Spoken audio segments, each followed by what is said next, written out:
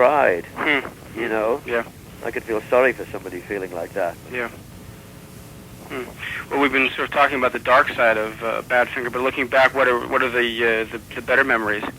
Okay, there you go. We got to play rock and roll for a living, which is one of the great things to do. Mm-hmm. We got to work with the absolute most talented people in the world, I think, at that time. I'm talking about the Beatles, people like Leon Russell, Eric Clapton, all sorts of great talent, Billy Preston, Bob Dylan, Ravi Shankar even. We didn't work with Ravi, but we got to meet him and all this stuff. And just we were at like the center of the universe at that time. You know, with Apple Records, it seemed to us. It was so exciting. We got to travel all over the world.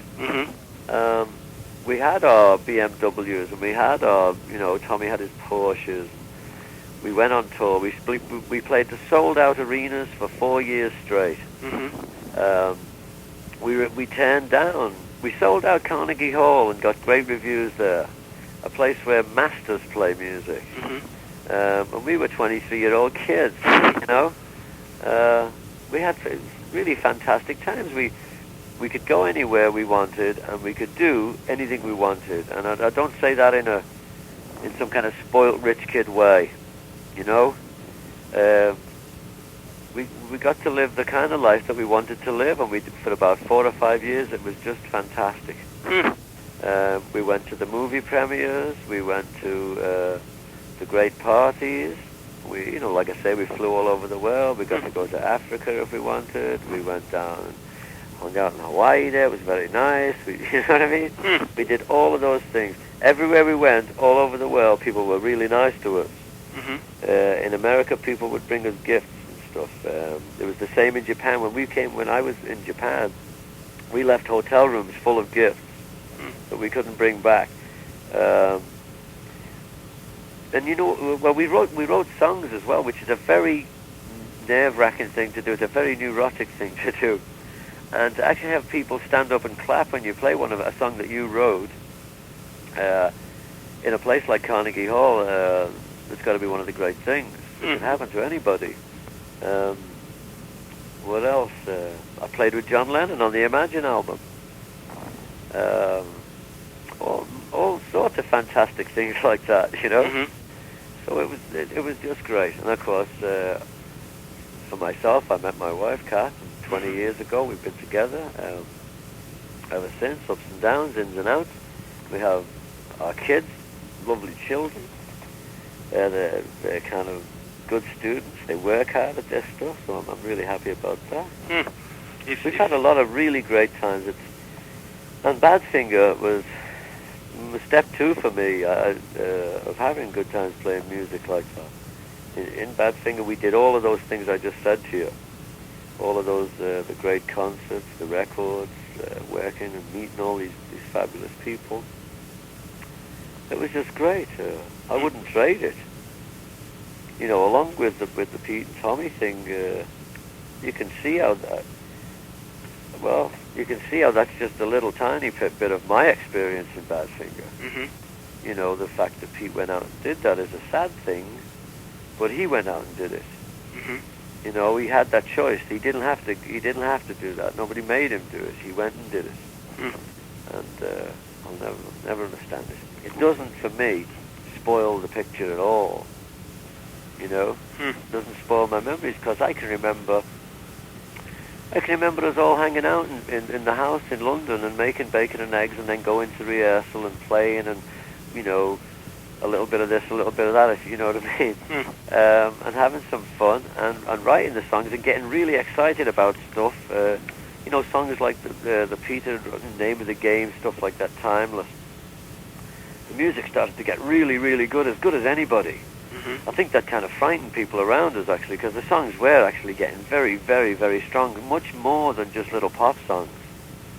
There was starting some real music, especially out of Peter at the time. Real music was starting to be written there. Stuff that had never been written before, not new twists on old themes, but new music. And of course, writing music, that's what writing music is about. And so it got to be very, very exciting. very exciting. Hmm. You know, it was great. It was really great. Myself, I've never kind of gotten involved in a band since where the work has been like that, a continual growing thing. You know what I'm saying? I don't know if I'm being clear there. But. Yeah, I can understand the concept. If having been to the top and back, and actually, having lived through that, what words of advice would you have to younger bands who are potentially in the same situation? Well, that's difficult. I'd suggest they don't forget where they came from and who they actually are. Not to be, don't become their image, if you like, I guess. Actually read the papers that you sign and try and understand them. If you don't understand them, ask about them. And always, when you're writing tunes, talking about writing music, write the music that you want to write. The people, and there are people out there in this business who'll take a young writer, and I know this because it happened to Peter. They'll take him in the corner and tell him to write a hit song. Go and write a hit, go and write a hit. And they won't bother listening to the stuff that he's got, because it doesn't go like day after day, do you know what I mean? So, I guess be true to themselves, you know what I mean? And what they believe in about music. Mm-hmm. It's difficult to say, I got a lot of opinions about that kind of stuff. Well, there was one thing here I missed. There was a question about After the Pearl, about what kind of record it was, because it's not available here in Japan. Yeah, it was. I liked it. It was a little. The production on it wasn't the greatest. It was the first record I produced myself. I was totally responsible for it. I think the majority of the music on it's pretty good. Really, some of it is very good. It was well received over here. It's very difficult to critique.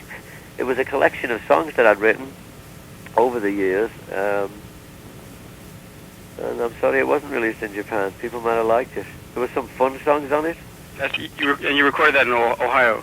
That's right. I recorded it at a place called Bison Studios, yeah. Did you use just local musicians, or did you have like a working running band at the time? No, I used local guys. That's all I ever played with, is local guys, Mm-hmm.